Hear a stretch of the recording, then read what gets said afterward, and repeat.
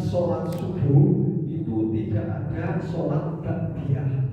Tetapi barangkali kita juga sering menjumpai karena orang itu belum tahu dan belum mengaji, sehingga ba'da asar itu ada sholat 2 rakaat. Itu baiknya apa dilarang atau dihentikan atau bagaimana? Karena kalau dihentikan nanti dianggap ahli jahat. Nah, itu sebetulnya apa?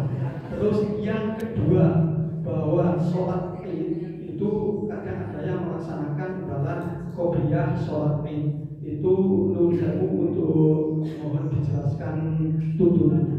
Matur nuwun. Assalamualaikum warahmatullahi wabarakatuh.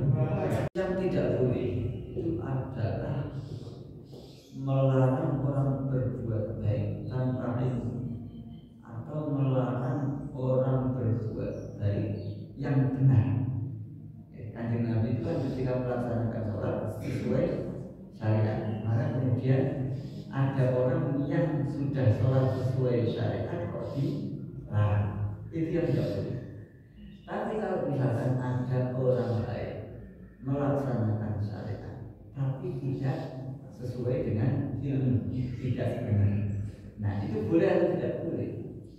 Contoh tadi misalkan ada orang sholat ba'diyah asar, padahal setelah ada perintah sholat 5 waktu, sehabis asar tidak boleh melaksanakan sholat, sehabis sholat subuh sampai waktu duha tidak boleh ada sholat.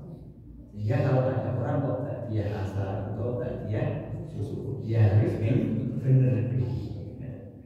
Nah itu tidak termasuk yang mencegah orang melakukan ini tadi.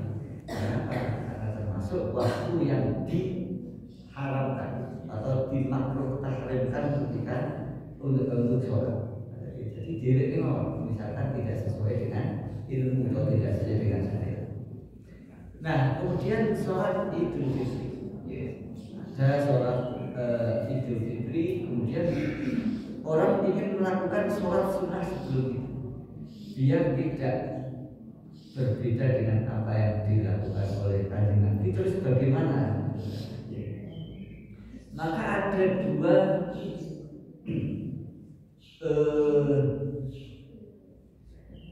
satu yang pertama begini, kalau salah satu sholat yang diperbolehkan dalam berbagai waktu, dan biasanya sholat Idul Fitri itu kan dilakukan setelah matahari terbit, sehingga sudah masuk waktu duha, atau sholat yang di waktu yang sudah diperbolehkan untuk sholat. Sehingga sholat sunnah yang bisa dilakukan sebelum sholat Idul Fitri ada satu. Kalau sholat sunnahnya, sholat Idul Fitrinya dilakukan di masjid, bisa sholat tahiyatul masjid. Nah, ini tanpa ikhtilaf, sholat sunnah tahiyatul masjid itu boleh dilakukan karena penghormatan terhadap masjid. Yang kedua, boleh sholat sunnah mutlak. Sholat sunnah mutlak itu sholat sunnah yang bisa dilakukan kapan saja sepanjang sholat sunnah itu bukan di waktu yang diharamkan. Nah, boleh sholat sunnah tahiyatul masjid, boleh sholat sunnah mutlak. Sholat sunnah mutlak gimana bu? Sholli sunnata atau sunnatal mutlak, atau tanpa mutlak boleh. Sholli sunnata rakaataini lillahi ta'ala. Niat ingsun saya berniat sholat sunnah, itu boleh. Nah, jadi tanpa ditambahin sholli sunnatan qobliyatal fitri, tidak perlu tambahin, tapi sholli sunnatan rakaataini lillahi ta'ala. Itu kalau mau dilafalkan niatnya. Nah, ini jadi ada dua pilihan fitri atau dua-dua yang boleh. Jadi sholat tahiyatul masjid dulu, kemudian baru 2 rakaat lagi sholat sunnah.